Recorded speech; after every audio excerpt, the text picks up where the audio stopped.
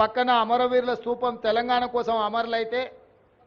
సచివాలయానికి అమరవీరుల స్తూపానికి మధ్యలో దేశం కోసం అమరుడైన రాజీవ్ గాంధీ గారి విగ్రహం ఉండాలి. ఎందుకంటే మాజీ ప్రధానమంత్రి ఇందిరాగాంధీ గారి విగ్రహం, పివి నరసింహారావు గారి విగ్రహం,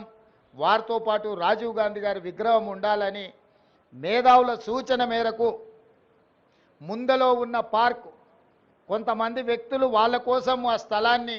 పక్కన పెట్టి వాళ్ళకు కావాల్సినప్పుడు విగ్రహం పెట్టుకోవాలని ఆలోచన చేస్తే దేశం కోసం ప్రాణాలు ఇచ్చిన రాజీవ్ గాంధీ గారి విగ్రహాన్ని మేము అక్కడ పెట్టడం జరిగింది.